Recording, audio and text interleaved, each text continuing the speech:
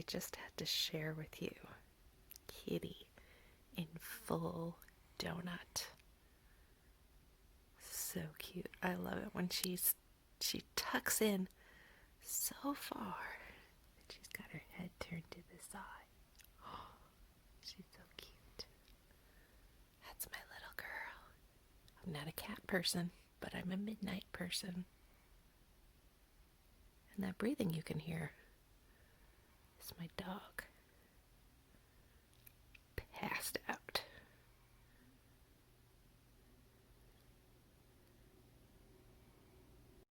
Hi, Signal Boost people.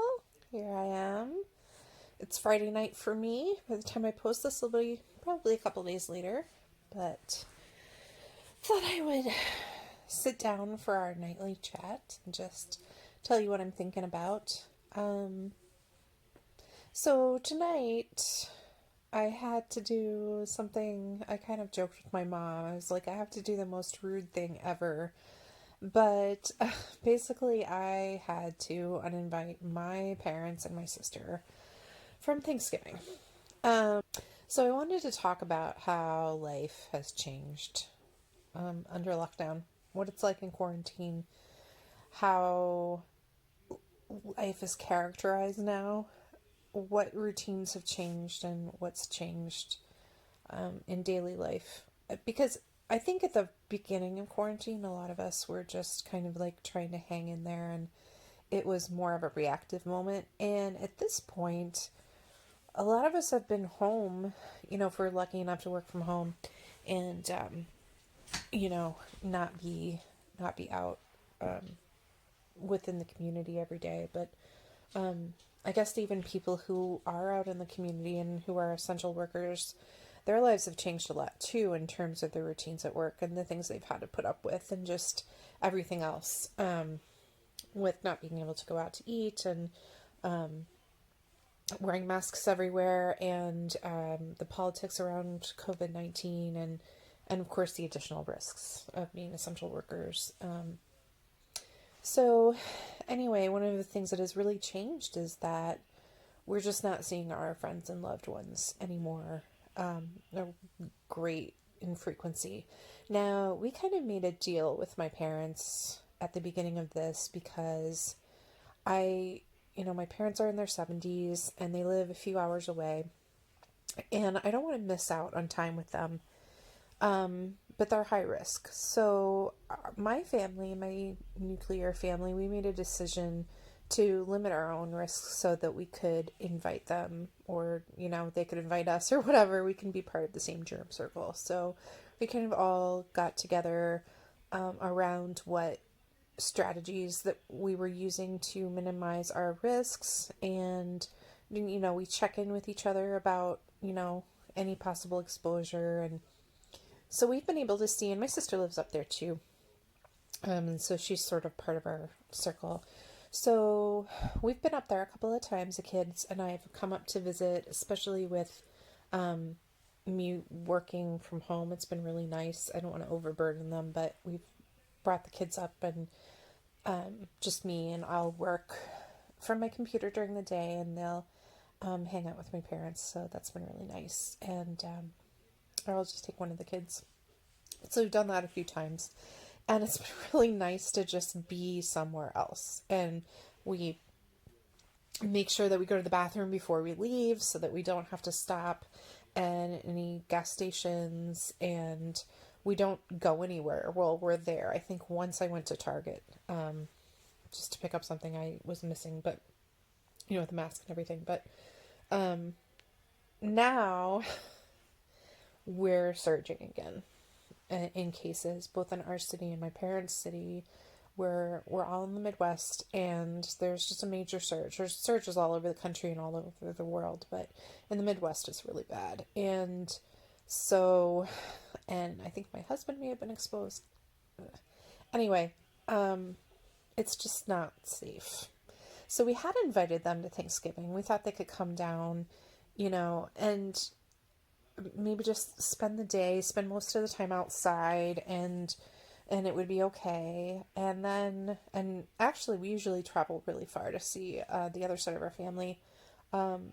But we're not able to do that either. And that's a whole other story because it's such a special tradition on the other side of our family.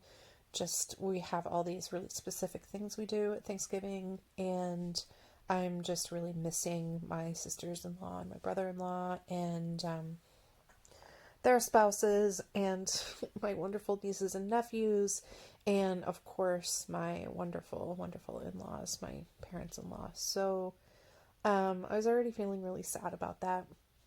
And now I'm feeling sad because I had to call my mom and say, it's just not going to be safe. And she was right there with me. She said she was going to call me tomorrow anyway. And so she agreed with me, and we're all in agreement about the fact that it's not safe. They had decided if they were going to come down, they wouldn't be able to stay in a hotel anyway. And staying with us is not great because of the cat. And I don't need to bore you with the details, but the fact of the matter is, I'm really sad tonight because we are not going to be able to spend any Thanksgiving time with extended family. It's just going to be our nuclear family, and we'll have a good time. We'll try to replicate some of those special traditions just with us, but I like to widen my circle a little bit of holidays, So probably Christmas will be the same, and I'm just bummed out. um, and so I just wanted to talk a little bit about how life has changed. Just even little things like I was thinking about how shoes are not important to me right now at all. Usually I think a little bit about shoes. I love picking them out and figuring out what, I'm going to buy next. And I'm a person who loves heels, which is a little crazy. But I don't even remember wearing heels anymore. But I think a lot about makeup because that's something that I can look at every day. I think about my clothing somewhat, although that's very different. But I don't have anywhere to wear shoes anymore. When I go to the grocery store or outside on a little walk, I just wear my merino slip-on shoes. That's it. That's all I wear. And they're a little bit scuffed up at this point. I got them in the spring, and at this point they're a little scruffy, but they're still holding up well, and they're a nice dark red. I think they're cute. But I just don't wear, once in a while I'll wear my loafers. I went to the pumpkin patch the other day, and I think I wore my loafers for that, so that was super fancy. But I don't go into work in person, and we have no special events. We don't go out to eat now that it's cold. We did eat out a couple times, outside at a restaurant, but that's not an option anymore. And even if it were, I think our numbers are so high that we really just need to stay in. So, shoes, super unimportant. I just wear jeans every day. I was wearing sweatpants for a while, but with my skincare and everything, it started to kind of bring me down a little bit. So I've given up sweatpants and found that putting on a pair of jeans, just because they're structured, they're not dress up or anything dressed up, but just the fact that they have some structure makes me feel okay, I'm awake now, and I can I'm demarcating the sleepy part of my day to the active part of my day. So that's another thing that's different. My house. I've never been able to keep up with housework super well, but it's even worse now because we're always here, and we eat all of our meals here. There's no school lunch, there's no work lunch. And all of our activities, all the kids play. Just the whole of life is lived in our house, and it just feels smaller, and it feels messier, and it's just constant. And in addition to having more mess here, there's less time to clean it up because I feel like my workload has tripled because I'm not teaching my kids, but I'm supervising their online school, and doing my own work and working with the nonprofit and Zoom meetings and all the regular tasks you would do, but without the ability to go around and actually meet people and see people and do that work in person. So not only is there more housework, but there's less time to do it. And then there's time that I could spend doing housework, but a significant amount of time all of us need to just handle the stress of going through this. There's a massive amount of change in a short period of time, and that really stretches your body, it stretches your mind and your emotions and stretches and stresses all of those systems. And it just, I've reached levels of exhaustion that I have never experienced before in my life. Just, every time I think I'm getting as tired as I could ever possibly be, there's like a new level of exhaustion. And, I find myself wanting to take really long naps and just not having what it takes physically to do some of the things that need to be done here, or that ideally I would like to do. I do manage to clean out toilets and keep like foodborne illnesses out of the house. But it's dirty, it's messy, and it bothers me. But there's not much I can do, because on the list of priorities, keeping our family safe and meeting all our obligations and making sure that we have time to show love and care for each other, and housework is just not super high on that agenda, that list of priorities. So, yeah, so I've just been thinking about that, and just about how many personal resources, or how much of our energy is taken up with just handling the stress of rapidly being in a different life, in a different world. And the other thing I wanted to say that I've been thinking a lot about is that I'm almost completely off social media. I have Signal Boost's Instagram, and I occasionally check Twitter.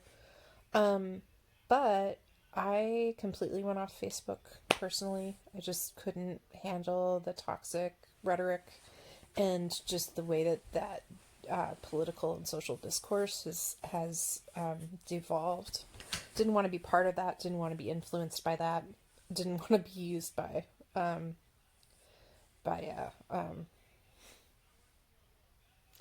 a rhetorician, by reposting stuff. Anyway, so I'm off social media now, but when I was on, I noticed that people had this tendency to minimize their own suffering. And they would say, oh, but I'm experiencing these issues from COVID, but it's nothing like, these other people are experiencing. And it was like everybody was afraid to say, I am miserable, I am exhausted, I'm suffering, I don't know if I can do this anymore.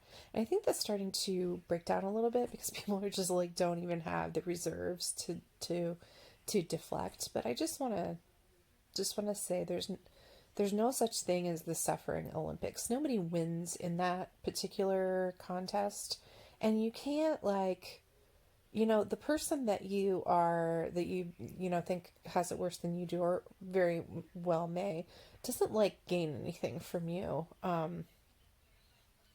Being keeping your own suffering in.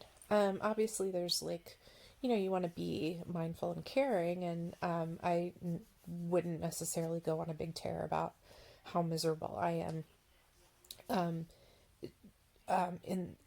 At length, to someone who was really maybe an essential worker, or somebody that had lost their job or whatever, and me complaining about being online. But I think in general, just give and take with our friends and family and being able to sit down and say, I don't know if I'm going to get through this week is really important because there's this impression that everybody is doing okay and like everybody else is doing okay. And it's really hard to say, I'm not okay. And I've learned over the last couple of months with my friends and family just to say, no, I'm not okay. I mean, how could I be? Like, people ask me how I am, and I'm like, I don't even know how to answer that question, right? Because, um, like, it sucks. It just sucks right now, right? Um, we're learning a whole new way of living and being, and we didn't get to choose that. Change is hard enough when you choose it and when you know when it's coming and you can make preparations, but we just had no preparation for this. I mean, we have a different economy now. We have different ways of working and living. Um, you know, when we go anywhere, we wear masks, and it's just arranging any kind of social interaction is just massively stressful. So, anyway, like, there's no reason to be quiet about what we're experiencing, and I hope that you have somebody in your life who you can speak to candidly about what you're going through, right? And it's not like if you tell somebody I'm not okay, I'm really suffering and really hurting, it's not like um it's not like most people are going to think that they need to call a doctor on your behalf. Although, if you really do need outside assistance, that's great. But I mean, I guess I just don't want you to feel afraid that if you share that you're struggling, that it will like alarm everybody around you. Because number one, like everybody's having a hard time. Like everybody on whatever level. Probably even Rihanna is having a hard time. Like that's how bad it is. But not only is it hard for everybody, but like I think you'd be surprised at people's ability to just say, yeah, I'm really sorry. I wish I could make it better, and I can't, and I just love you. So I hope you're able to be honest with at least one person, if not more, in your life, and that you are letting other people know that they're not alone. If they're not doing well, if they're sad about not being able to see family and friends, if they're scared about the safety of themselves and their loved ones, if, God forbid, people are, experiencing the loss of family and friends from this disease. Um, is it technically a disease? I don't know. I'm not a doctor. Um, but, everybody's going through a lot right now. So I keep saying that over and over again. But anyway, tonight I'm bummed out because there's just no seeing extended family for the holidays. And that sucks. And anyway, that's what I'm thinking about. And so anyway, take care of yourself tonight. Keep drinking that water. Have a nice hot cup of tea if that makes you feel good. Find an animal to snuggle. Hopefully not a skunk or a raccoon. We had a raccoon in our yard a few weeks ago. I'll tell you about that sometime. But anyway, take care of yourself the best you can. Find somebody you trust and love to tell them how you're doing and commiserate. And I love you. Good night. Awake now so you can see his sweet little face. His sweet, dopey lab face. Oh, we're getting on too. Aw. Hey, buddy. Hey, bud. You a good boy? Yeah, you're a good boy. You can go back to sleep. You can go back to sleep. Night-night, buddy. Night-night.